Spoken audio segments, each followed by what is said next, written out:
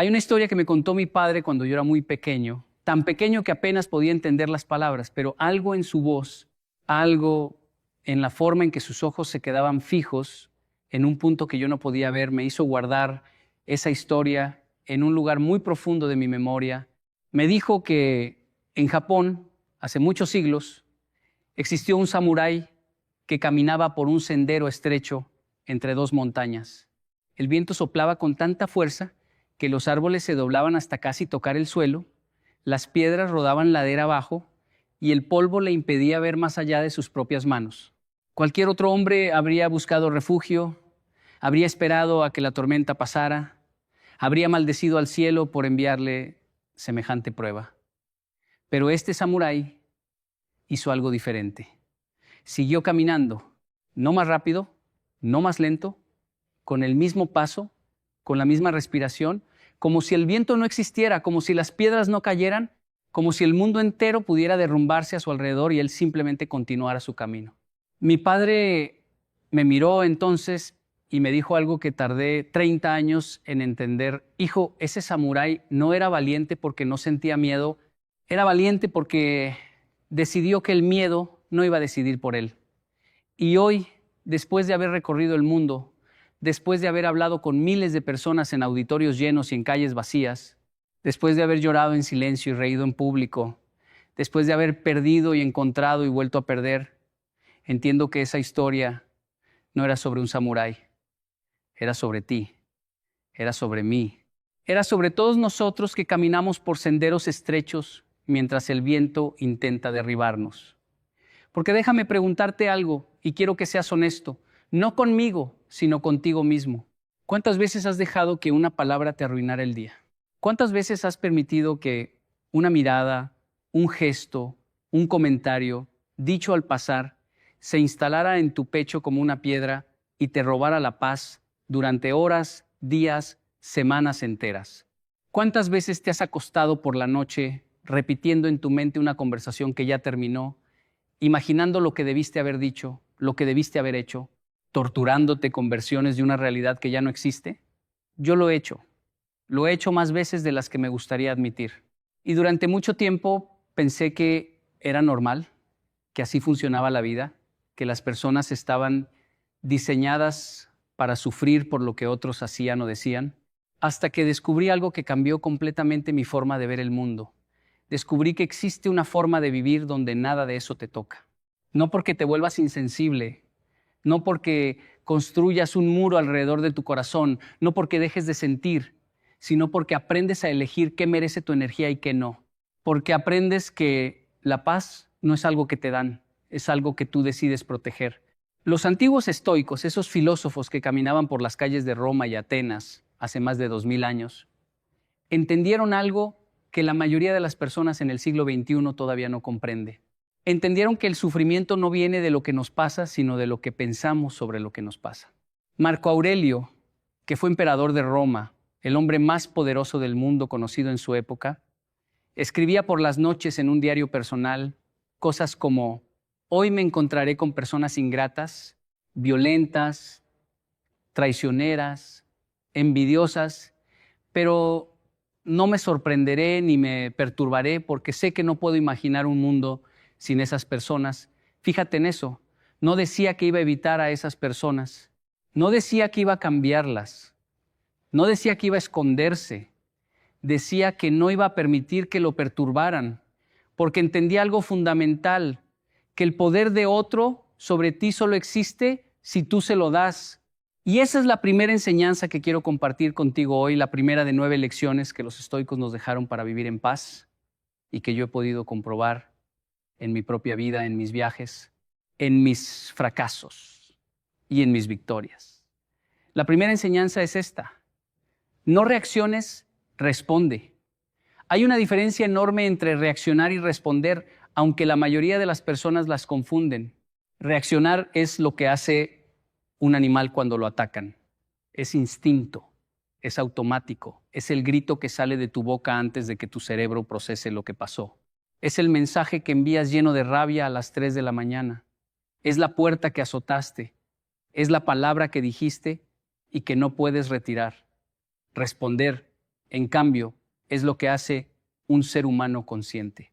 Es tomarte un segundo, un solo segundo, antes de abrir la boca. Es respirar antes de actuar. Es preguntarte, ¿esto que voy a hacer me acerca a la persona que quiero ser o me aleja?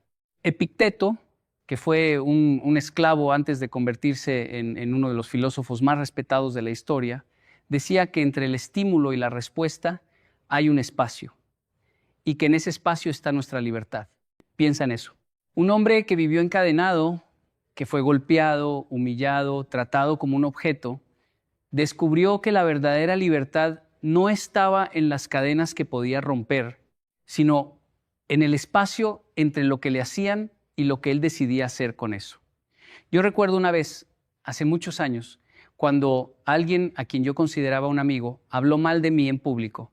No fueron solo palabras, fue una traición. Fue sentir que el suelo se abría bajo mis pies y que todo lo que yo creía sólido era en realidad arena. Mi primer impulso fue confrontarlo, exponerlo, devolver el golpe con la misma fuerza. Pero algo me detuvo. Algo dentro de mí, tal vez la voz de mi padre, tal vez la memoria de aquel samurái me dijo, espera, no reacciones, responde. Y esperé, no un día, no una semana, esperé hasta que la rabia se convirtió en claridad y cuando finalmente actué, lo hice desde la calma, no desde el dolor. Y la respuesta que di fue simplemente seguir adelante, seguir construyendo, seguir caminando por ese sendero estrecho como si el viento no soplara. Porque la mejor respuesta a quien intenta destruirte no es la venganza, es tu paz, es tu progreso. Es demostrar con tu vida que ninguna palabra tiene el poder de detenerte. La segunda enseñanza estoica es quizá la más difícil de aceptar, pero también la más liberadora. No puedes controlar lo que otros hacen, solo puedes controlar lo que tú haces. Séneca, otro de los grandes maestros estoicos, decía que sufrimos más en la imaginación que en la realidad. Y tenía razón. ¿Cuántas veces has sufrido por algo que todavía no ha pasado? ¿Cuántas veces has construido en tu mente escenarios terribles que nunca se materializaron? ¿Cuántas horas de tu vida has perdido preocupándote por lo que alguien podría decir, podría hacer, podría pensar? Yo viajé una vez a una comunidad muy pequeña en Colombia, un lugar donde las casas eran de madera y los techos de zinc, donde los niños caminaban descalzos por caminos de tierra y las madres cocinaban con leña. Allí conocí a una mujer que había perdido a su esposo, que había visto su casa destruida por una inundación, que había tenido que empezar de cero con 3 hijos pequeños y sin un centavo en el bolsillo. Le pregunté cómo había sobrevivido a todo eso. Me miró con unos ojos que brillaban con una fuerza que yo no he visto en presidentes, ni en empresarios, ni en personas que lo tienen todo, y me dijo, yo no puedo controlar el río, no puedo controlar la lluvia, no puedo controlar la muerte, pero puedo controlar mis manos. Y mis manos saben trabajar. Esa mujer, sin saberlo, estaba repitiendo una enseñanza que tiene más de 2000 años. Estaba diciendo lo mismo que Epicteto, lo mismo que Marco Aurelio, lo mismo que Séneca. Estaba diciendo que la paz no viene de controlar el mundo exterior, sino de dominar tu mundo interior. Porque cuando tú entiendes que hay cosas que simplemente no están en tus manos, cuando dejas de pelear contra la corriente del río y aprendes a nadar con ella, cuando aceptas que la lluvia va a caer, quieras o no, y decides construir un techo en lugar de maldecir al cielo, entonces descubres algo extraordinario. Descubres que siempre tuviste el poder, solo que lo estabas gastando en las batallas equivocadas. La tercera enseñanza es una que yo mismo tuve que aprender a golpes, literalmente. Es esta: el dolor es inevitable, el sufrimiento es opcional. Hay una diferencia entre dolor y sufrimiento que la mayoría de las personas no ve. El dolor es lo que sientes cuando la vida te golpea, es real. Es físico o emocional, pero es real. Te despiden del trabajo, eso duele. Alguien que amas se va, eso duele. Te diagnostican una enfermedad, eso duele. El dolor es parte de estar vivo, no puedes evitarlo, y quien te diga lo contrario te está mintiendo. Pero el sufrimiento es otra cosa. El sufrimiento es lo que tú agregas al dolor. Es la historia que te cuentas sobre el dolor. Es el por qué a mí que repites una y otra vez. Es la comparación con otros que aparentemente no sufren. Es el resentimiento que acumulas día tras día como quien guarda veneno en un frasco pensando que algún día se lo dará a beber a su enemigo, sin darse cuenta de que el único que se está envenenando es él mismo. Los estoicos entendían que el dolor llega, cumple su función y se va como una tormenta. Pero el sufrimiento es una tormenta que tú mismo alimentas. Es una tormenta que vive dentro de ti porque tú le das techo, comida y un lugar donde quedarse. Cuando yo era joven y vivía entre dos culturas, la japonesa y la colombiana, experimenté un tipo de dolor muy particular, el dolor de no pertenecer a ningún lugar. En Japón me decían que era demasiado colombiano. En Colombia me decían que era demasiado japonés. Yo no era ni de aquí ni de allá. Y ese dolor se convirtió en sufrimiento porque yo me contaba una historia. Nunca voy a encajar, nunca voy a ser suficiente. Siempre voy a ser el diferente, el raro, el que no pertenece. Hasta que un día entendí que esa historia no era la verdad. Era solo una historia. Y que yo podía escribir otra. Podía escribir una historia donde ser diferente no era una maldición, sino un regalo. Donde no pertenecer a un solo lugar significaba pertenecer a todos. Donde la mezcla de culturas no era una debilidad, sino una fortaleza que muy pocos tenían. Y el día que cambié la historia, el sufrimiento desapareció. El dolor de haber sido rechazado seguía ahí, como una cicatriz. Pero las cicatrices no duelen. Las cicatrices solo te recuerdan que sobreviviste. La cuarta enseñanza estoica es algo que en Japón se practica todos los días sin necesidad de leer filosofía, porque está en la cultura, está en el aire que respiras, está en la forma en que te enseñan a caminar por el mundo desde que eres un niño. La disciplina es libertad. Sé que suena contradictorio.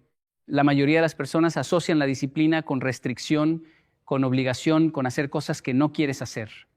Pero los estoicos veían la disciplina de una forma completamente diferente. Para ellos, la disciplina era la herramienta que te liberaba de la tiranía de tus impulsos. Porque piénsalo un momento, ¿quién es más libre? ¿La persona que come lo que su cuerpo le pide o la persona que elige lo que come? ¿Quién es más libre?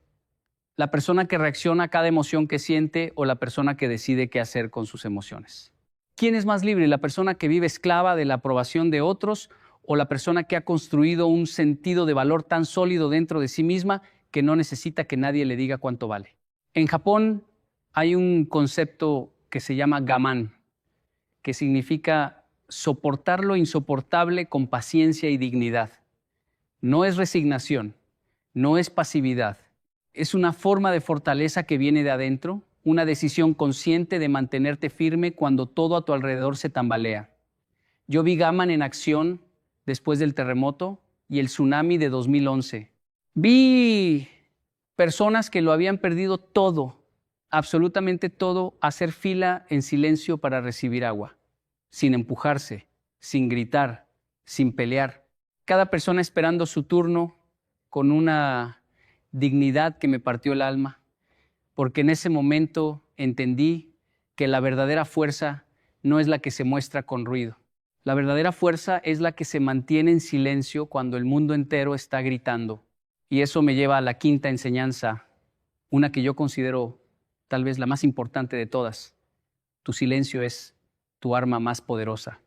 Vivimos en un mundo que premia el ruido, que te dice que si no gritas no te escuchan, que si no publicas no existes, que si no respondes a cada provocación eres débil.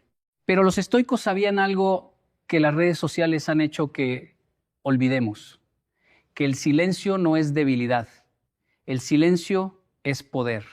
Marco Aurelio, que tenía el poder de destruir a cualquier persona que lo insultara, que tenía ejércitos a su disposición, que podía con un gesto hacer temblar al mundo, elegía el silencio. No porque no pudiera hablar, no porque no tuviera las palabras, sino porque entendía que no todas las batallas merecen ser peleadas, que no todos los insultos merecen una respuesta, que a veces la mejor forma de ganar es no jugar. Yo aprendí esto de la forma más dolorosa posible. Hubo un tiempo en mi vida en que yo respondía todo. Cada crítica, cada comentario, cada persona que intentaba provocarme, recibía una respuesta. ¿Y sabes qué pasaba? Que yo vivía agotado, vivía en guerra permanente, vivía buscando enemigos en cada esquina y encontrándolos, porque cuando buscas pelea, la pelea siempre te encuentra. Hasta que un día, un maestro en Japón, un hombre muy viejo que hablaba muy poco, me dijo algo que me detuvo en seco. Me dijo: Kenji, el perro que ladra a cada persona que pasa por la calle no es un guardián.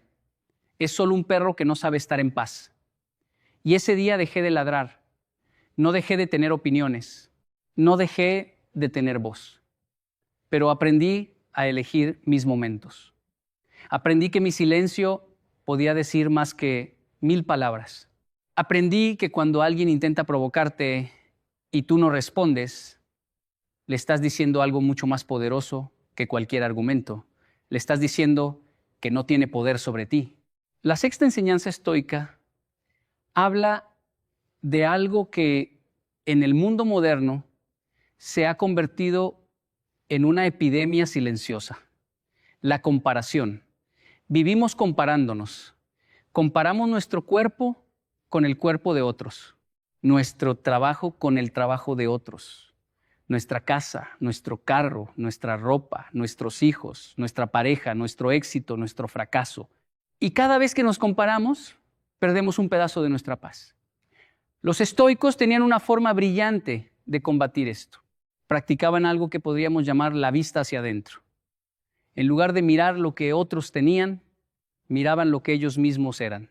En lugar de medir su progreso contra el de los demás, lo medían contra su propia versión anterior. La pregunta no era ¿soy mejor que él? La pregunta era ¿soy mejor que quien fui ayer? Y esa simple pregunta cambia todo. Porque cuando te comparas con otros, siempre pierdes. Siempre habrá alguien más rico, más guapo, más exitoso, más todo. Pero cuando te comparas contigo mismo, siempre puedes ganar. Siempre puedes dar un paso más.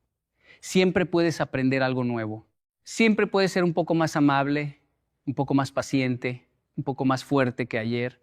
Yo recuerdo cuando empecé a dar conferencias, miraba a otros conferencistas que llenaban estadios, que tenían millones de seguidores, que viajaban en primera clase, y sentía que yo era pequeño.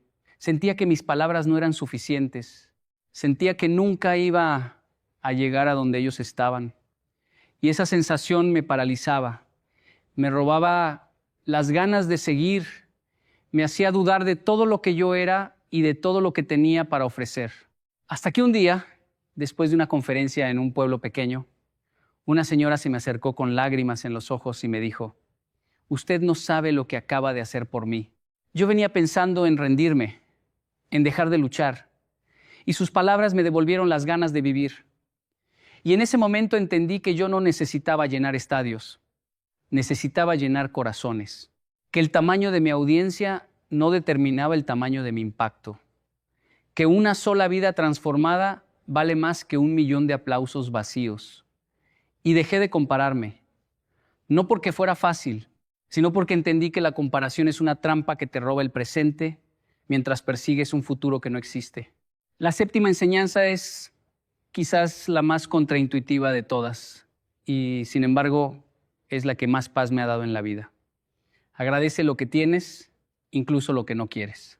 Los estoicos practicaban un ejercicio mental que hoy la psicología moderna ha redescubierto y que llaman visualización negativa. Pero yo prefiero llamarlo el arte de ver lo que tienes. Consiste en imaginarte por un momento que pierdes todo lo que tienes: tu casa, tu familia, tu salud, tu trabajo, tus amigos, todo. Y luego abres los ojos y te das cuenta de que todo sigue ahí. Y de pronto, esa casa que te parecía pequeña se siente como un palacio. Esa familia que a veces te desespera se siente como un tesoro. Ese trabajo que consideras aburrido se siente como un privilegio. No porque algo haya cambiado afuera, sino porque algo cambió adentro. Porque recordaste lo que es importante. Porque dejaste de dar por sentado lo que millones de personas en el mundo darían cualquier cosa por tener. En mis viajes he conocido personas que viven en condiciones que la mayoría de ustedes no puede imaginar. He conocido familias que comparten una sola habitación, que comen una vez al día, que caminan horas para conseguir agua limpia. Y muchas de esas personas, no todas, pero muchas, tienen algo que yo no he encontrado en las ciudades más ricas del mundo. Tienen gratitud. Tienen la capacidad de mirar lo poco que tienen y decir, esto es suficiente. Esto es más que suficiente. Esto es un regalo. Y esa gratitud no los hace conformistas, los hace libres. Porque cuando agradeces lo que tienes, dejas de ser prisionero de lo que no tienes. Cuando agradeces el presente, dejas de vivir como esclavo del futuro. Cuando agradeces incluso el dolor, porque el dolor te enseñó algo, entonces nada ni nadie puede quitarte la paz. Yo practico esto todos los días. Todas las mañanas, antes de que el sol salga, me siento en silencio y pienso en 3 cosas por las que estoy agradecido. A veces son cosas grandes, mi familia, mi salud, la oportunidad de hacer lo que amo, pero a veces son cosas pequeñas, el café que voy a tomar, el sonido de los pájaros, el simple hecho de haber despertado un día más. Y ese ejercicio, que no toma más de 5 minutos, transforma completamente mi día, porque me recuerda que la vida no es una lista de cosas por conseguir, es una colección de momentos por agradecer. Y cada momento que agradeces es un momento que vives en paz. La octava enseñanza tiene que ver con algo que todos enfrentamos, pero pocos saben manejar: las personas difíciles. Los estoicos no vivían en una burbuja, no se aislaban del mundo, no huían de los conflictos. Vivían en medio de la sociedad, rodeados de las mismas personas complicadas, egoístas, manipuladoras e irracionales que tú y yo enfrentamos todos los días. Pero tenían una forma completamente diferente de relacionarse con ellas. Marco Aurelio escribió algo que me sacudió la primera vez que lo leí. Dijo: cuando te levantes por la mañana, recuerda que vas a encontrarte con personas entrometidas, desagradecidas, arrogantes, tramposas, envidiosas y antisociales. No te sorprendas, no te enojes. Recuerda que ellas son así porque no saben distinguir el bien del mal. Y recuerda que tú tampoco eres perfecto. Esa última frase es la clave. Tú tampoco eres perfecto, porque es muy fácil señalar los defectos de los demás mientras ignoras los tuyos. Es muy fácil exigir paciencia cuando eres tú quien se equivoca y perder la paciencia cuando es otro. Es muy fácil pedir comprensión y negarse a comprender. Los estoicos proponían algo revolucionario. En lugar de intentar cambiar a las personas difíciles, cambia tu relación con ellas. En lugar de esperar que sean como tú quieres que sean, acéptalas como son y decide cómo vas a actuar tú. No puedes controlar si alguien te insulta, pero puedes controlar si ese insulto te roba la paz. No puedes controlar si alguien te traiciona, pero puedes controlar si esa traición te convierte en una persona amargada. No puedes controlar lo que otros te dan, pero puedes controlar lo que tú das.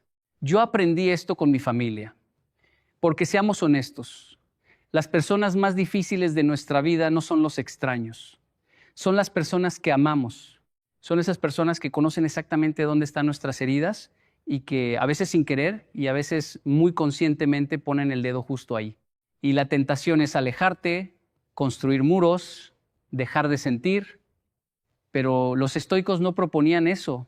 Los estoicos proponían algo mucho más difícil y mucho más hermoso. Proponían amar sin expectativas, dar sin esperar recibir. Ser amable no porque la otra persona lo merezca, sino porque tú eres una persona amable. Actuar desde lo que tú eres, no desde lo que otros te hacen. Y eso, créeme, es la forma más alta de libertad. Porque cuando tú actúas desde tu esencia y no desde la reacción a lo que otros hacen, entonces nadie puede hacerte ser quien tú no eres. Nadie puede sacarte de tu centro. Nadie puede robarte la paz que tú mismo has construido. Hay una historia que se cuenta en Japón sobre un viejo maestro de artes marciales que tenía un dojo pequeño en las montañas. Un día llegó un joven guerrero muy arrogante y lo retó a un combate frente a todos sus estudiantes. El viejo maestro lo miró en silencio. El joven empezó a insultarlo lo llamó cobarde, lo llamó débil, lo llamó viejo inútil. Cada insulto era peor que el anterior. Los estudiantes estaban horrorizados, esperando que su maestro respondiera. Pero el viejo simplemente se quedó sentado, bebiendo su té, como si el joven no existiera. Después de 1 hora de insultos, el joven se cansó y se fue, frustrado y humillado por su propio espectáculo. Entonces uno de los estudiantes se acercó al maestro y le preguntó: «Maestro, ¿por qué no respondió? ¿Por qué permitió que lo insultara así?». Y el viejo maestro sonrió y le dijo: «Si alguien te ofrece un regalo y tú no lo aceptas, ¿de quién es el regalo?». El estudiante respondió: «De quien lo ofrece». Y el maestro dijo: «Exactamente. Ese joven vino a ofrecerme su rabia, su frustración, su dolor, pero yo no lo acepté. Así que todo eso sigue siendo de él. Esa historia me cambió la vida, porque entendí que cada vez que alguien te insulta, te critica, te ataca, te está ofreciendo un regalo envuelto en dolor, en rabia, en amargura. Y tú tienes el poder de no aceptarlo. Tú tienes el poder de dejarlo ahí, en las manos de quien lo ofrece, y seguir caminando, seguir en paz, seguir siendo quien tú eres. Y eso me lleva a la 9ª y última enseñanza, la que resume todas las demás, la que es al mismo tiempo el principio y el final de todo lo que te he dicho hoy. Actúa como si nada te molestara. No porque nada te moleste, no porque seas de piedra, no porque hayas dejado de sentir, sino porque has decidido que tu paz vale más que cualquier provocación. Porque has entendido que la energía que gastas en enojarte por cosas que no puedes controlar es energía que podrías estar usando para construir la vida que quieres. Porque has aprendido que el verdadero poder no está en la fuerza con la que golpeas, sino en la calma con la que te mantienes de pie cuando otros intentan derribarte. Actúa como si nada te molestara, no como una máscara, no como una fachada, no como un acto de teatro, sino como una decisión profunda, consciente, deliberada, de proteger tu mundo interior de la locura del mundo exterior. Porque afuera siempre habrá caos, siempre habrá personas que te critiquen, que te juzguen, que intenten sacarte de tu centro, siempre habrá problemas, obstáculos, tormentas. Eso no va a cambiar. Lo que puede cambiar eres tú. Lo que puede cambiar es la forma en que respondes a todo eso. Yo pienso muchas veces en el agua. El agua es suave, el agua es flexible, el agua no pelea contra la roca, pero con el tiempo el agua atraviesa la roca. No con fuerza, no con violencia, sino con constancia, con paciencia, con esa persistencia silenciosa que es más poderosa que cualquier explosión. Sé como el agua. No pelees contra las rocas de tu vida. Fluye alrededor de ellas. Pasa por encima. Pasa por debajo. Encuentra el camino. Y si no hay camino, créalo. No con rabia, no con prisa, sino con esa calma imperturbable que los estoicos llamaban ataraxia, que en japonés se acerca al concepto de heijushin, la mente equilibrada, la mente que no se perturba ni en la victoria, ni en la derrota, ni en la alegría, ni en el dolor. Hay algo que yo he observado en todos mis años de viaje y que quiero compartir contigo con toda honestidad. Las personas más fuertes que he conocido no son las que gritan más fuerte, no son las que tienen más dinero, no son las que ostentan títulos o propiedades o seguidores en redes sociales. Las personas más fuertes que he conocido son las más tranquilas. Son esas personas que entran a una habitación sin hacer ruido y de alguna manera la llenan toda.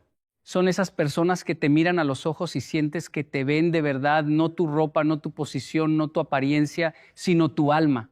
Son esas personas que han sufrido tanto que el sufrimiento ya no les da miedo, que han caído tantas veces que levantarse se convirtió en un hábito, que han sido traicionadas tantas veces que la traición ya no las sorprende, pero tampoco las amarga. Esas personas no nacieron así, no tienen un gen especial, no recibieron un don del cielo.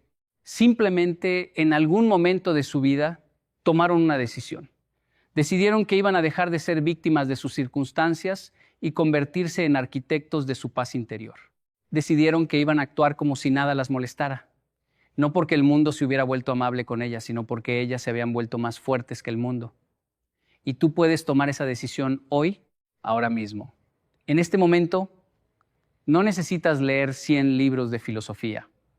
No necesitas meditar en una montaña durante 10 años. No necesitas permiso de nadie. Solo necesitas decidir.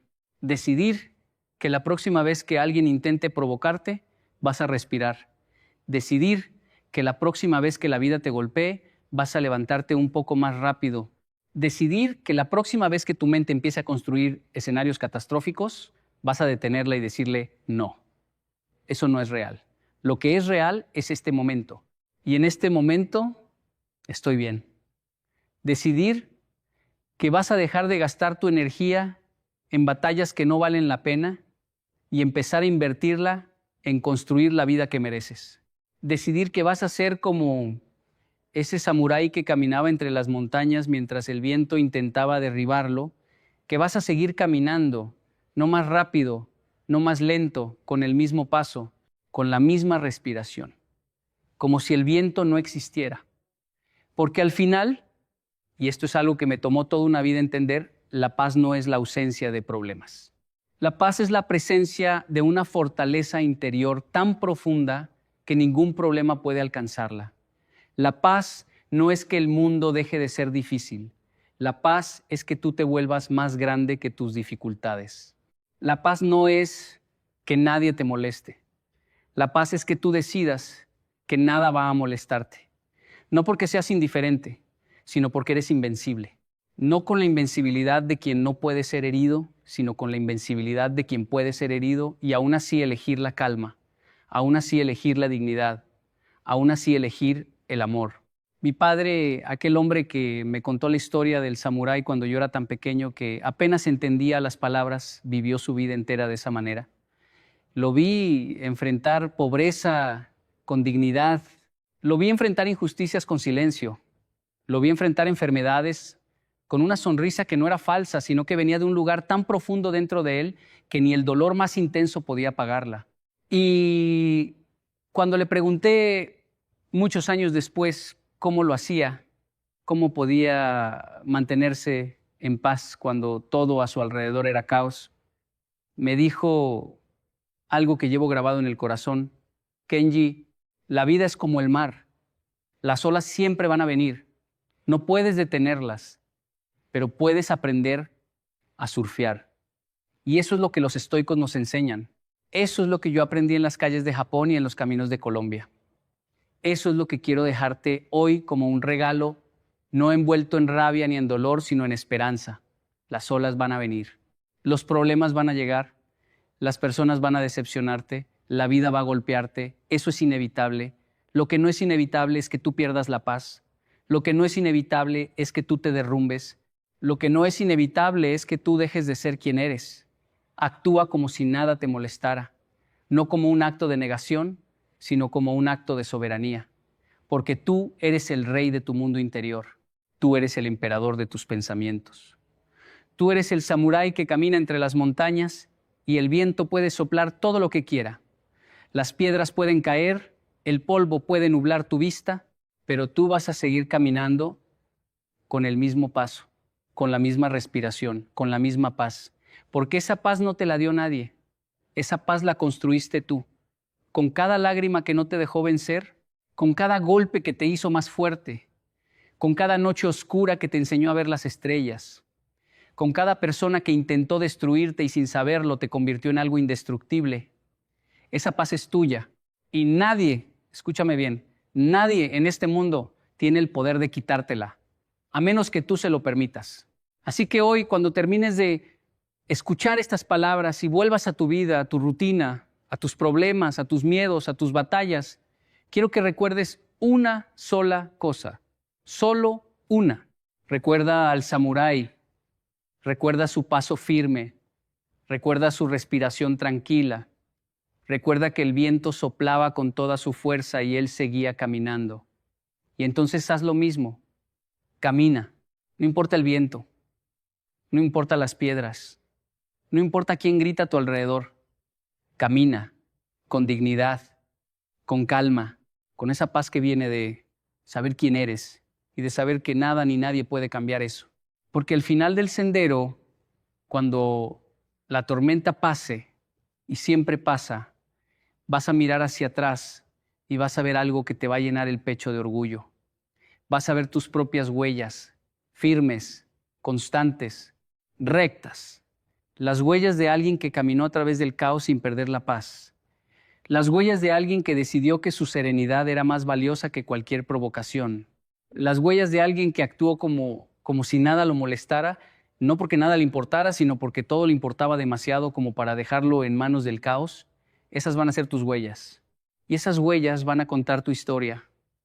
La historia de alguien que aprendió a vivir en paz. No porque la vida fue fácil, sino porque él fue más fuerte que la vida. Y esa es la historia más hermosa que un ser humano puede escribir. Hay una pregunta que tal vez nunca te has hecho en voz alta, pero que llevas cargando por dentro desde hace mucho tiempo. Y esa pregunta no tiene que ver con el dinero, ni con el trabajo, ni con las metas que aún no has cumplido. Esa pregunta es mucho más profunda, mucho más silenciosa, mucho más incómoda. Esa pregunta es, ¿por qué siento que los días pasan y yo no avanzo? ¿Por qué me levanto, hago lo que tengo que hacer, vuelvo a la cama y al otro día es exactamente lo mismo? ¿Por qué mi familia me ve pero siento que no me conoce? ¿Por qué hay tanto ruido en mi casa y tan poco diálogo? ¿Por qué mis hijos crecen y yo no sé en qué momento dejé de estar presente? Yo entiendo esa sensación, la conozco, la he vivido. He estado en ese lugar donde uno cree que está funcionando porque cumple, porque trabaja, porque paga las cuentas, porque no falta comida en la mesa, pero por dentro algo no encaja. Hay un vacío que no se llena con logros, ni con compras, ni con aplausos. Y ese vacío tiene un nombre que pocos se atreven a pronunciar. Falta de propósito en lo cotidiano. Hoy quiero hablar de algo que puede parecer simple, pero que tiene el poder de cambiar por completo la forma en que vives, la forma en que amas, la forma en que te relacionas con tu familia y contigo mismo. Quiero hablarte de 7 hábitos. No son hábitos de productividad empresarial, no son fórmulas mágicas, no son trucos de motivación barata, son hábitos que nacen desde adentro, que se construyen con disciplina silenciosa, con humildad, con paciencia, y que cuando se practican con constancia, transforman no solo tu día, sino la atmósfera completa de tu hogar. Yo crecí entre 2 culturas, la cultura japonesa de mi padre y la cultura colombiana de mi madre. Y en ese cruce de mundos aprendí algo que me marcó para siempre. Los grandes cambios no vienen de los grandes discursos, vienen de los pequeños actos repetidos con intención. Mi padre no me daba sermones largos, no me sentaba a explicarme teorías sobre la vida, él simplemente hacía. Se levantaba temprano, ordenaba su espacio, saludaba con respeto, comía con gratitud, trabajaba con honor y al final del día, antes de dormir, se quedaba un momento en silencio. No era un hombre de muchas palabras, pero su vida hablaba con una elocuencia que ningún libro podría igualar. Y yo, siendo niño, no entendía por qué hacía todo eso. Me parecía excesivo, me parecía rígido, me parecía innecesario. Hasta que crecí, hasta que la vida me golpeó. Hasta que entendí que la disciplina no es una cárcel, es una estructura que sostiene la libertad. El primer hábito del que quiero hablarte es levantarte antes que el sol. Y no me refiero solamente a madrugar por madrugar. No estoy hablando de poner una alarma a las 4 de la mañana para presumir en redes sociales que eres una persona productiva. Estoy hablando de algo mucho más profundo. Estoy hablando de regalarle a tu día un comienzo en silencio. Un comienzo donde tú decides qué entra primero en tu mente, en tu corazón, en tu espíritu, porque lo que pasa en las primeras horas de tu mañana determina absolutamente todo lo que va a pasar después. Si lo primero que haces al abrir los ojos es tomar tu teléfono y revisar las noticias, los mensajes, las redes sociales, lo que estás haciendo es entregarle el control de tu día a otras personas. Estás dejando que el mundo exterior dicte tu estado emocional antes de que tú hayas tenido la oportunidad de conectarte contigo mismo. En Japón hay un concepto que no tiene traducción exacta al español, pero que se vive en cada hogar donde existe disciplina verdadera. Es la idea de que el amanecer es sagrado. No porque haya una regla escrita, sino porque los ancianos entendieron hace siglos que la mañana es el momento en que el alma se recalibra, cuando tú te levantas antes que el caos, antes que las exigencias, antes que las quejas, lo que haces es tomar una decisión radical. Hoy yo voy a dirigir mi vida, no la vida me va a dirigir a mí. Y esa decisión, tomada cada mañana, día tras día, semana tras semana, mes tras mes, transforma algo dentro de ti que no puedes ver, pero que todos a tu alrededor van a sentir. Tu esposa lo va a sentir, tu esposo lo va a sentir, tus hijos lo van a sentir. Porque cuando una persona empieza el día en paz, esa paz se contagia, se convierte en el tono de la casa, se convierte en la forma en que saludas, en la forma en que respondes, en la forma en que miras a los ojos a las personas que amas. Yo recuerdo una época en mi vida donde me levantaba corriendo, sonaba la alarma y ya estaba tarde. Me vestía a la carrera, desayunaba parado, salía de la casa sin despedirme bien, llegaba al trabajo agitado y pasaba el resto del día sintiéndome como un hámster en una rueda, girando, girando, girando, pero sin avanzar. Y lo peor no era el cansancio físico. Lo peor era que cuando llegaba a casa por la noche no tenía nada que dar. Estaba vacío y mis hijos me hablaban y yo solo quería silencio. Y mi esposa me contaba algo y yo solo quería que terminara para poder descansar. Y ahí en ese agotamiento que yo confundía con responsabilidad, estaba perdiendo lo más valioso que tenía. No era mi trabajo lo más valioso, no era mi cuenta bancaria, no eran mis proyectos, era mi familia. Eran esos ojos pequeños que me miraban esperando que papá estuviera presente, no solo físicamente, sino emocionalmente. Y todo empezó a cambiar cuando decidí levantarme 1 hora antes, solo 1 hora. 60 minutos de silencio, de respiración, de conexión conmigo mismo, de agradecimiento, de preparación interior. Y esa hora se convirtió en la hora más poderosa de mi vida. El segundo hábito es ordenar tu espacio antes de ordenar tu mente. Esto parece algo menor, parece algo insignificante, parece algo que solo les importa a las personas obsesivas, pero no lo es. Tu espacio exterior es un reflejo exacto de tu espacio interior. Cuando vives en desorden, piensas en desorden. Cuando tu casa está caótica, tus decisiones son caóticas. Cuando tu habitación es un reflejo de abandono, tu autoestima también lo es. En la cultura japonesa, antes de cualquier actividad, se limpia. Antes de comer, se limpia la mesa. Antes de trabajar, se limpia el escritorio. Antes de entrenar, se limpia el dojo. No se limpia después, se limpia antes. ¿Por qué? Porque el acto de limpiar y ordenar no es una tarea doméstica, es una disciplina espiritual. Cuando tú ordenas tu cama al levantarte, lo que estás haciendo es decirle a tu mente: soy una persona que cuida lo que tiene. Soy una persona que no deja las cosas a medias. Soy una persona que completa lo que empieza. Y eso, que parece tan simple, tan básico, tan elemental, tiene un efecto acumulativo brutal en tu forma de vivir. Porque la persona que ordena su cama es la misma persona que ordena su agenda, es la misma persona que ordena sus finanzas, es la misma persona que ordena sus relaciones, es la misma persona que ordena sus prioridades. Todo está conectado. Yo he visitado hogares donde las personas ganan mucho dinero, pero viven en un desorden emocional terrible. Y he visitado hogares muy humildes donde todo está limpio, todo está en su lugar y se respira una paz que el dinero jamás podría comprar. La diferencia no está en los recursos. La diferencia está en los hábitos. La diferencia está en la decisión diaria de cuidar el entorno como una extensión de uno mismo.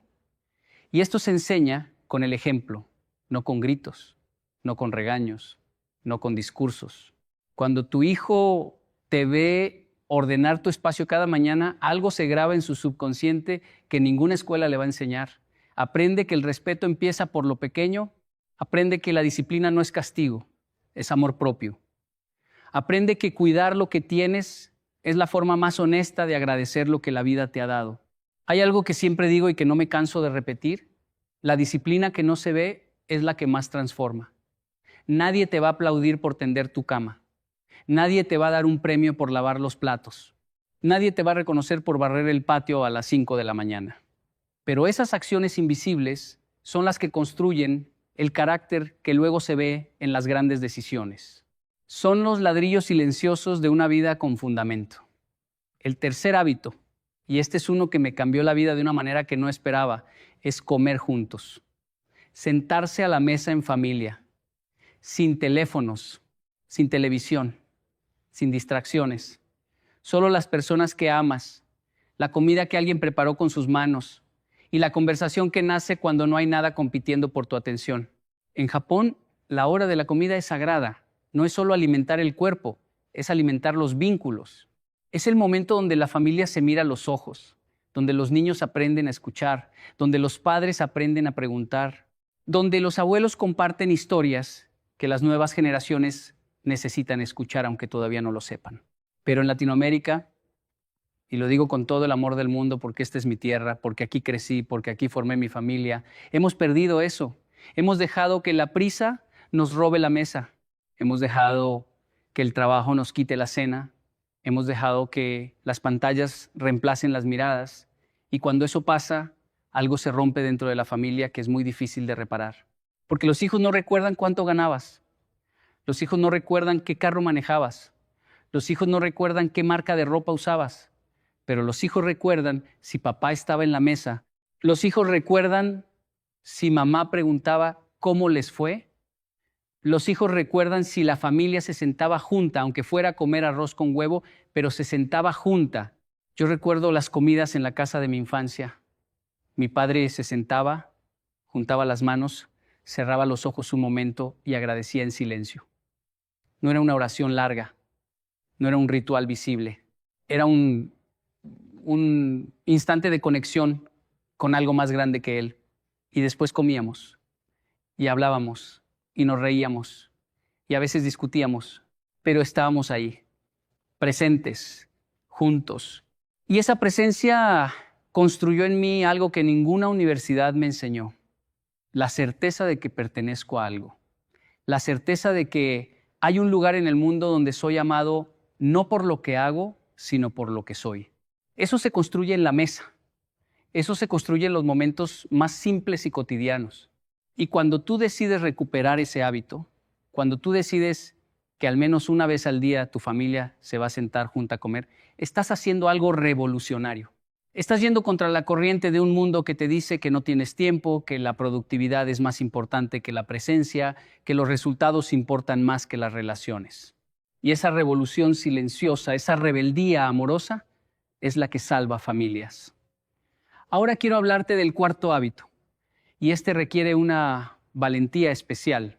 El cuarto hábito es pedir perdón y perdonar antes de que termine el día. En muchas familias latinoamericanas hay una costumbre silenciosa que destruye más que cualquier grito: guardar rencor. Nos enseñaron, sin palabras, que pedir perdón es señal de debilidad, que el que pide perdón pierde, que reconocer un error es humillarse, y crecimos con esa idea grabada en el pecho como una marca de fuego. Pero déjame decirte algo con toda la claridad del mundo. El orgullo no protege, destruye. El orgullo no fortalece, aísla. El orgullo no demuestra carácter, demuestra miedo. Miedo a ser vulnerable, miedo a que te vean imperfecto, miedo a que descubran que tú también te equivocas, que tú también fallas, que tú también necesitas gracia. Hay familias donde los padres y los hijos llevan años sin hablarse por cosas que ya ni recuerdan bien. Hay matrimonios donde la distancia emocional empezó con un malentendido que nadie tuvo el valor de aclarar. Hay hermanos que viven en la misma ciudad y actúan como si vivieran en planetas diferentes. Todo porque un día alguien dijo algo que dolió y nadie quiso ser el primero en decir: perdóname, me equivoqué. Y ese silencio, que a veces se disfraza de dignidad, es en realidad una prisión que tú mismo construyes, ladrillo por ladrillo, cada vez que eliges el orgullo por encima del amor. En la cultura japonesa hay algo que se llama reflexión antes de dormir. No es solo repasar lo que hiciste en el día, es preguntarte con honestidad: ¿herí a alguien hoy? ¿Fui injusto? ¿Dije algo que no debía? ¿Actué desde el enojo en lugar de actuar desde la comprensión? Y si la respuesta es sí, la acción no es ignorarlo. La acción es reparar. Antes de que caiga la noche, antes de que el resentimiento eche raíces. Antes de que lo que era un pequeño desacuerdo se convierta en un muro de concreto entre tú y la persona que amas. Yo he tenido que pedir perdón muchas veces. He tenido que tragarme el orgullo, mirar a los ojos a mi esposa y decirle, fui injusto contigo hoy, fui impaciente, fui duro. No fue mi intención, pero eso no cambia el hecho de que te lastimé. Y no me hizo menos hombre, no me hizo menos fuerte, me hizo más humano, me hizo más digno del amor que recibo, porque el perdón no es un acto de debilidad, el perdón es un acto de grandeza.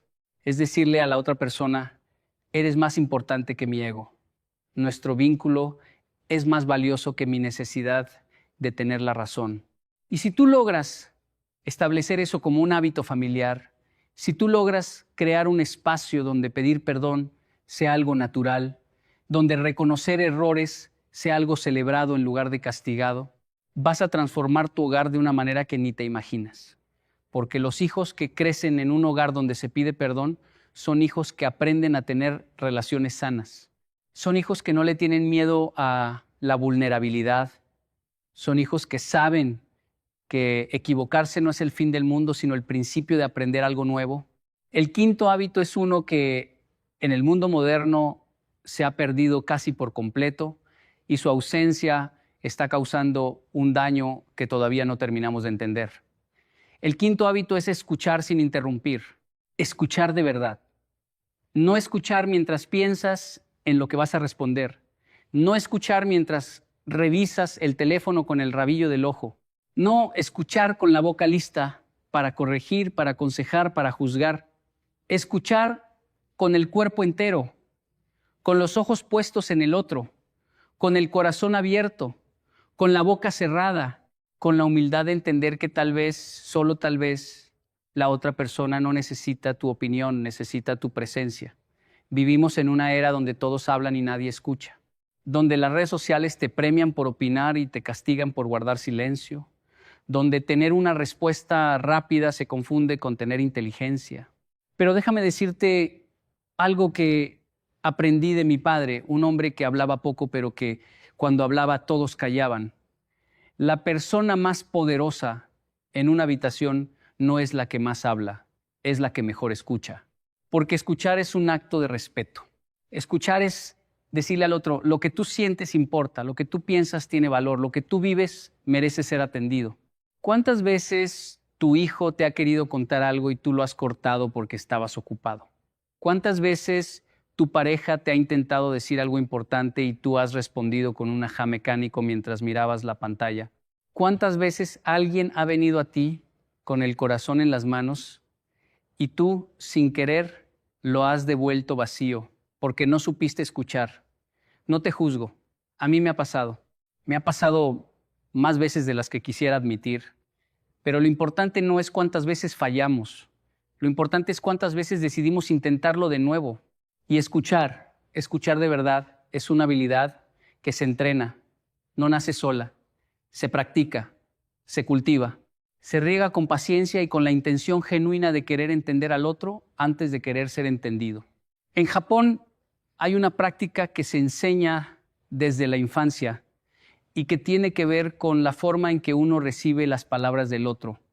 No se trata solo de quedarse callado mientras el otro habla, se trata de inclinar levemente el cuerpo hacia adelante, de asentir con la cabeza, de mirar a los ojos con suavidad, de hacer pequeñas afirmaciones que le dicen al otro, estoy aquí contigo, te estoy acompañando en lo que dices.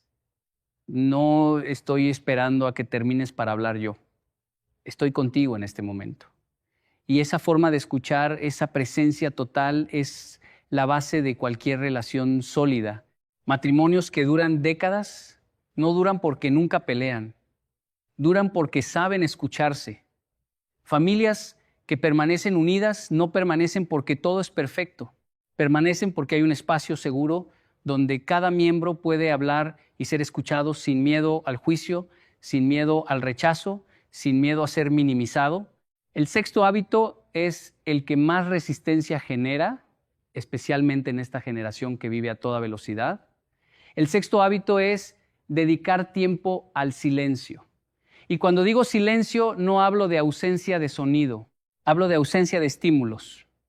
Hablo de desconectarte, aunque sea por 20 minutos al día, de todo lo que consume tu atención, del teléfono, de las noticias, de las redes, de los correos, de los mensajes, de la música, de los podcasts, de las series, de todo. Quedarte solo contigo, con tu respiración, con tus pensamientos sin filtro, con las emociones que normalmente ahogas con ruido. Esto da miedo, lo sé. Porque cuando todo se queda en silencio, lo que aparece no siempre es bonito. Aparecen los miedos que no quieres enfrentar. Aparecen las tristezas que no quieres sentir. Aparecen las preguntas que no quieres responder. Aparecen los recuerdos que no quieres revisitar. Pero también aparece algo más. Aparece la claridad. Aparece la perspectiva. Aparece esa voz interior que siempre estuvo ahí, pero que el ruido del mundo había silenciado. Esa voz que sabe lo que realmente quieres. Esa voz que conoce tus verdaderas prioridades. Esa voz que te recuerda quién eras antes de que el mundo te dijera quién tenías que ser. El silencio no es vacío. El silencio es un espacio lleno de posibilidad. Es como la tierra antes de la siembra. Parece que no hay nada, pero debajo de la superficie hay vida esperando el momento justo para brotar. Y cuando tú le das ese espacio a tu mente, a tu espíritu, a tu ser completo, lo que brota es sabiduría, es paz. Es la capacidad de tomar decisiones no desde la reacción, sino desde la reflexión. Yo practico el silencio cada mañana. Es parte de mi ritual de levantarme temprano. Me siento, cierro los ojos, respiro y simplemente estoy. No medito buscando iluminación, no rezo pidiendo milagros, solo estoy, presente, consciente, vivo. Y esos minutos de silencio son los que me dan la fuerza para enfrentar todo lo que viene después. Son los que me permiten ser paciente cuando la impaciencia quiere ganar.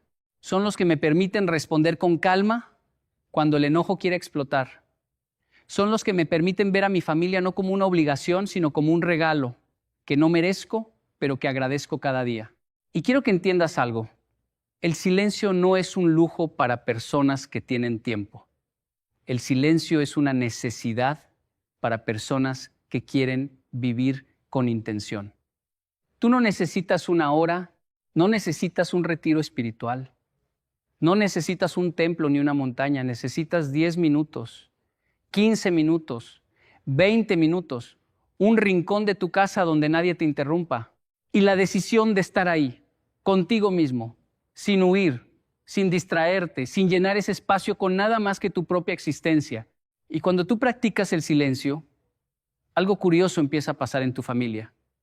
Tus hijos te ven sentado en quietud y aprenden que no hay que llenar cada momento con actividad. Tu pareja te ve en paz y se contagia de esa calma. Tu hogar empieza a tener un ritmo diferente, un ritmo que no lo dicta la prisa sino la presencia, un ritmo que no lo dicta el estrés sino la serenidad. Y eso, créeme, es uno de los regalos más grandes que puedes darle a las personas que amas. Ahora llegamos al 7º hábito. Y lo dejé para el final porque considero que es el más importante de todos. Es el hábito que sostiene a los otros 6. Es el cimiento sobre el cual todo lo demás se construye. El 7º hábito es servir sin esperar reconocimiento. Hacer por los demás sin necesitar aplausos, sin necesitar agradecimiento, sin necesitar que nadie vea lo que haces. Servir desde el anonimato. Servir desde la humildad más absoluta. Servir porque es lo correcto, no porque sea conveniente. En un mundo que te enseña a exhibir todo lo que haces, donde la gente graba sus actos de caridad para subirlos a las redes, donde la bondad se ha convertido en un espectáculo que busca validación, decidir servir en silencio es un acto revolucionario. Es ir contra todo lo que la cultura moderna te dice que hagas. Es decirle al ego, tú no mandas aquí. Es decirle al orgullo, yo no necesito que me vean para saber que lo que hago tiene valor. Mi padre lavaba los platos, mi padre barría la entrada de la casa antes de que amaneciera, mi padre ayudaba a los vecinos sin que nadie se lo pidiera. Y nunca, jamás lo vi publicar nada de eso. Nunca lo vi esperar un gracias. Nunca lo vi sentirse ofendido si nadie reconocía lo que hacía. Él servía porque entendí algo que a muchos de nosotros nos cuesta entender. El servicio no es una transacción, es una expresión del carácter. Tú no sirves para recibir, tú sirves porque eso es lo que eres. Y cuando tú vives de esa manera, algo extraordinario sucede en tu interior. Se disuelve el ego, se desvanece la necesidad de aprobación, se destruye la idea de que tu valor depende de lo que los demás piensen de ti. Y lo que queda cuando todo eso se va es una libertad que no tiene precio. La libertad de hacer el bien simplemente porque es bueno. La libertad de amar simplemente porque amar es lo que un ser humano completo hace. Y eso se enseña en la familia. Eso se transmite en el hogar. Cuando tu hijo te ve preparar el café para tu pareja sin que te lo pida, cuando tu hijo te ve recoger la basura del vecino sin decir nada, cuando tu hijo te ve ceder tu asiento, dar tu abrigo, compartir tu comida sin esperar nada a cambio, ahí, en esos momentos pequeños que nadie aplaude, estás formando un ser humano que va a cambiar su entorno. No porque sea famoso, no porque sea poderoso, sino porque aprendió que la grandeza no se mide por lo que acumulas, sino por lo que das. Yo he viajado por muchos países, he conocido a miles de personas, he hablado en auditorios llenos y en salones vacíos. Y te puedo decir con absoluta certeza que las personas más felices que he conocido no son las más ricas, no son las más exitosas, no son las más reconocidas. Las personas más felices que he conocido son las que sirven. Son las que se levantan cada mañana pensando en cómo pueden hacer la vida un poco mejor para alguien más. Son las que entienden que la vida no se trata de acumular para uno mismo, sino de derramar para los demás. Pero quiero ser honesto contigo.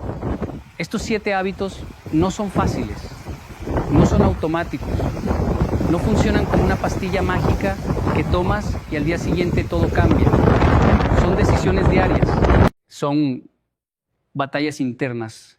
Son elecciones que tienes que hacer una y otra vez, especialmente en los días donde no tienes ganas, donde estás cansado, donde el mundo te presiona para que vuelvas a lo viejo, a lo cómodo, a lo conocido. Habrá mañanas donde la cama te va a llamar con una fuerza irresistible y levantarte temprano va a parecer imposible. Habrá días donde el desorden te va a parecer insignificante y vas a pensar que no importa si no ordenas. Habrá noches donde el orgullo te va a decir que tú tienes la razón y que no hay nada que perdonar. Habrá momentos donde el silencio te va a parecer una pérdida de tiempo y vas a preferir llenar cada segundo con ruido. Y en esos momentos, que son los que realmente definen quién eres, vas a tener que elegir no con emoción, no con motivación, con decisión, con la firme convicción de que lo que estás construyendo vale más que lo que estás sacrificando. Porque lo que estás construyendo no es una rutina, es un legado, es la herencia invisible que le vas a dejar a tus hijos, a tus nietos, a las generaciones que vienen después de ti y que tal vez nunca conocerán tu nombre, pero van a vivir las consecuencias de tus decisiones.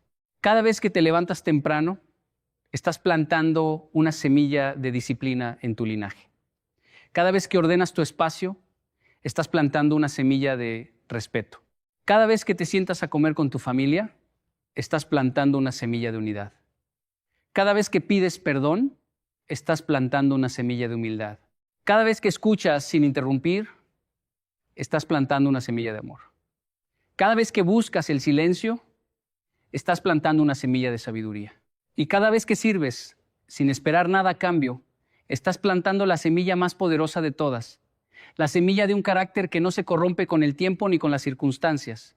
Yo miro a mi alrededor y veo una generación que tiene más información que nunca, pero menos sabiduría que nunca. Una generación que está más conectada que nunca, pero más sola que nunca. Una generación que tiene más oportunidades que nunca, pero menos dirección que nunca. Y no creo que la solución esté en otro curso, en otro seminario, en otro libro de autoayuda. Creo que la solución está en volver a lo básico, en volver a las cosas que nuestros abuelos sabían y que nosotros olvidamos en nombre del progreso. Levantarse temprano no es una moda, es lo que hicieron las generaciones que construyeron naciones, que cultivaron la tierra, que criaron hijos fuertes, que mantuvieron familias unidas durante décadas. Ordenar tu espacio no es una tendencia de internet, es lo que hicieron las personas que entendieron que el exterior refleja el interior. Comer en familia no es una práctica anticuada, es el ritual que mantuvo a las comunidades cohesionadas durante siglos. Pedir perdón no es debilidad, es la columna vertebral de toda relación que pretenda durar más que un entusiasmo pasajero. Escuchar no es pasividad, es la forma más alta de respeto que un ser humano puede ofrecer a otro. El silencio no es aburrimiento, es el laboratorio donde se forja la claridad mental y la fortaleza espiritual. Y servir no es someterse, es elevarse por encima del ego para tocar algo que trasciende la individualidad. Estos 7 hábitos no van a hacer tu vida más fácil, van a hacer tu vida más profunda. No van a eliminar los problemas, van a darte la fortaleza para enfrentarlos con dignidad. No van a hacer que tu familia sea perfecta, van a hacer que tu familia sea real. Una familia donde se ama con imperfección pero con constancia, donde se falla pero se pide perdón, donde se cae pero se levanta, donde se pelea pero se reconcilia, donde se llora pero también se ríe. Donde el amor no es un sentimiento bonito, sino una decisión diaria de estar presente, de ser vulnerable, de dar sin medir, de perdonar sin condiciones. Yo he cometido todos los errores posibles como padre, como esposo, como hijo, como hermano, como ser humano. He sido impaciente cuando debí ser paciente. He sido duro cuando debí ser suave. He estado ausente cuando debí estar presente. He hablado cuando debí callar. He callado cuando debí hablar. Y he aprendido a través de cada error, de cada caída, de cada momento de vergüenza y arrepentimiento, que la vida no te pide perfección. La vida te pide consistencia. Te pide que sigas intentando, que sigas levantándote, que sigas eligiendo el camino difícil pero correcto sobre el camino fácil pero vacío. Y si tú estás escuchando esto y sientes que ya es tarde, que ya la dañaste demasiado, que tu familia ya no tiene remedio, que tus hijos ya crecieron y no puedes cambiar lo que no les diste, quiero decirte algo con todo mi corazón. Nunca es tarde. Nunca. Mientras tengas un soplo de vida, tienes la oportunidad de empezar de nuevo, no de borrar el pasado, porque el pasado no se borra, sino de escribir un nuevo capítulo, de tomar una nueva decisión, de hacer hoy lo que ayer no hiciste, de ser hoy quien ayer no pudiste ser. Mañana, cuando suene tu alarma, tienes una oportunidad. Puedes hacer lo de siempre, apagarla, quedarte en la cama, empezar el día reaccionando, o puedes hacer algo diferente.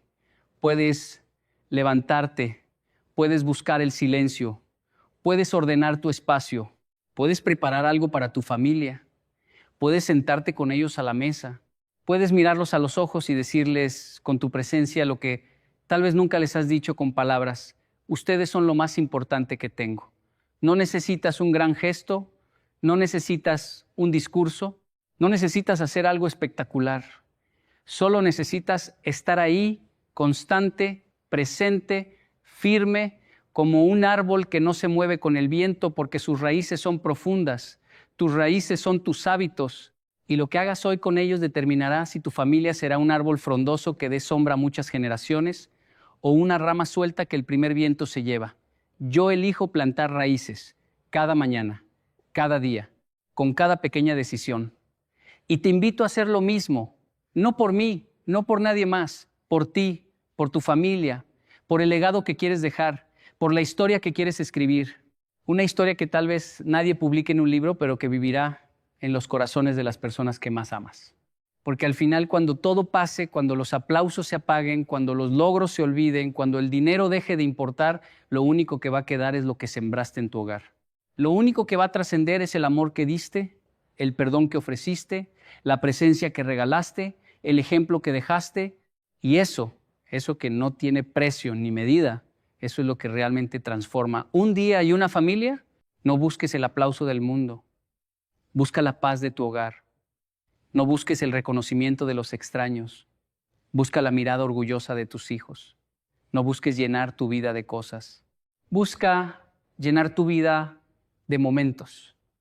De esos momentos silenciosos que nadie fotografía pero que nadie olvida. De esas mañanas donde el café sabe diferente porque lo tomaste sin prisa. De esas noches donde el perdón llegó antes que el sueño. de esas tardes donde escuchaste sin juzgar y descubriste que tu hijo tenía un mundo entero adentro que tú no conocías. Eso es lo que hacen los hábitos cuando nacen del lugar correcto. No producen éxito, producen significado, no producen fama, producen conexión, no producen riqueza material, producen una riqueza que no se puede robar, que no se puede perder, que no se puede comprar, la riqueza de una vida vivida con propósito, con presencia, con amor real, no el amor de las películas, no el amor de las canciones, el amor de las manos que sirven sin que nadie vea, el amor de los ojos que escuchan lo que las palabras no dicen, el amor de los pies que se levantan temprano no por obligación sino por devoción. Ese es el amor que transforma, ese es el amor que permanece, ese es el amor que tus hijos van a recordar cuando tú ya no estés. No van a recordar tu sueldo, no van a recordar tu título, van a recordar tu presencia, van a recordar tu constancia, van a recordar que papá se levantaba temprano, que mamá ordenaba la casa con amor, que la familia se sentaba junta a comer, que en esa casa se pedía perdón sin vergüenza, que en esa casa se escuchaba sin prisa, que en esa casa había silencio, y ese silencio no era ausencia sino plenitud, que en esa casa se servía, porque servir era la forma de amar. Y cuando tus hijos recuerden todo eso, van a hacer lo mismo con sus hijos y sus hijos con los suyos.